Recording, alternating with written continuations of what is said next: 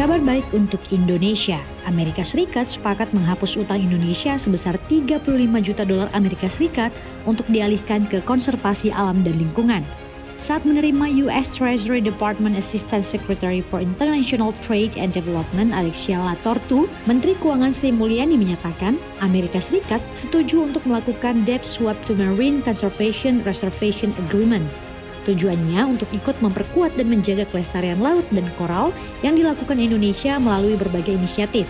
Perjanjian pertama kalinya yang berfokus pada ekosistem karang ini menandai langkah penting dalam upaya menjaga keanekaragaman hayati di salah satu negara yang memiliki lingkungan laut paling dinamis di dunia.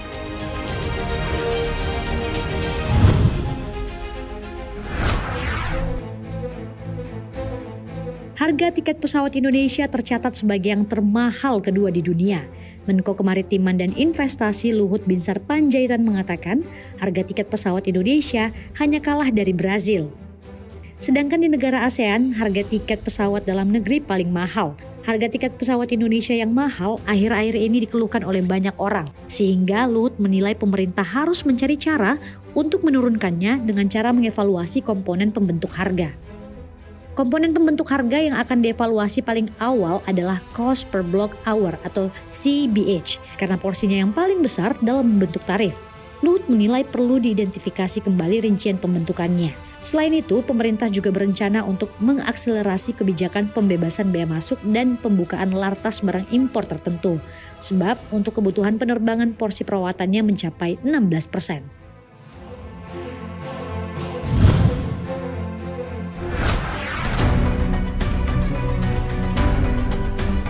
Klaim asuransi kredit bengkak 33% per kuartal 1 tahun 2024. Ini terjadi seiring semakin tingginya kredit macet atau non-performing loan atau NPL perbankan.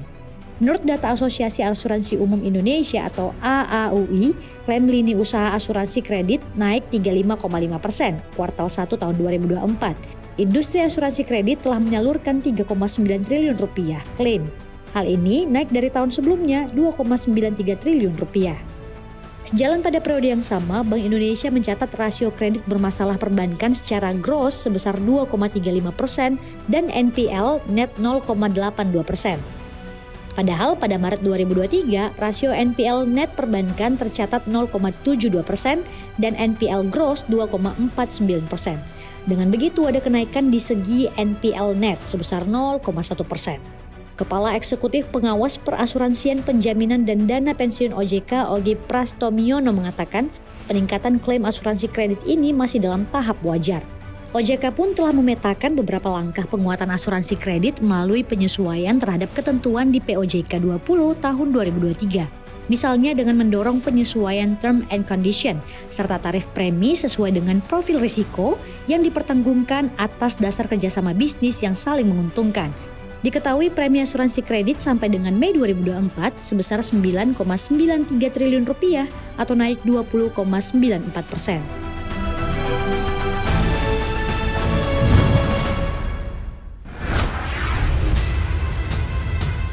China menuduh NATO mencari keamanan pribadi dengan mengorbankan pihak lain, di mana aliansi tersebut diharapkan tidak membawa kekacauan yang sama ke Asia. Pernyataan dari juru bicara Kementerian Luar Negeri China itu muncul sehari setelah NATO menyebut Beijing sebagai pendukung yang menentukan perang Rusia melawan Ukraina. Juru bicara Kemenlu China, Lin Jian, menegaskan China memiliki sikap yang adil dan objektif terhadap masalah Ukraina. Sebagai informasi, China telah memutuskan hubungan dengan Amerika Serikat dan sekutu-sekutunya di Eropa atas perang di Ukraina, serta menolak untuk mengutuk invasi Rusia atau bahkan menyebutnya sebagai tindakan agresi untuk menghormati Moskow. Perdagangannya dengan Rusia telah tumbuh sejak invasi tersebut, setidaknya sebagian menimbangi dampak sanksi Barat.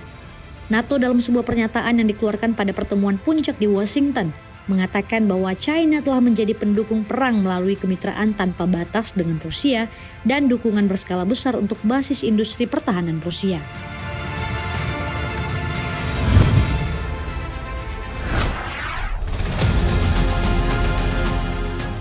Penambang logam terbesar di dunia, BHP Group, akan menutup operasi nikelnya di Australia akhir tahun ini. Penyebabnya adalah kelebihan pasokan logam secara global, salah satu bahan utama baterai untuk kendaraan listrik. BHP Group mengatakan Akibat nilai pasar, pihaknya akan menghentikan operasi penambangan dan pemrosesan Nickel West dan proyek West Musgrave yang baru saja diakuisisi pada bulan Oktober. Menurut BHP, peningkatan besar dalam pasokan berbiaya rendah telah mendorong perkiraan harga untuk sisa dekade ini turun tajam. BHP telah mempertimbangkan penjualan bisnis Nickel West pada tahun 2019, namun memilih untuk mempertahankannya karena ekspektasi akan ledakan baterai yang semakin meningkat. Perusahaan ini telah memperluas operasinya di Australia untuk memproduksi nikel sulfat yang digunakan dalam baterai lithium ion yang menggerakkan mobil listrik. Adapun operasi Nickel West BHP mencakup tambang terbuka dan bawah tanah, konsentrator, pabrik peleburan dan penyulingan di Australia Barat.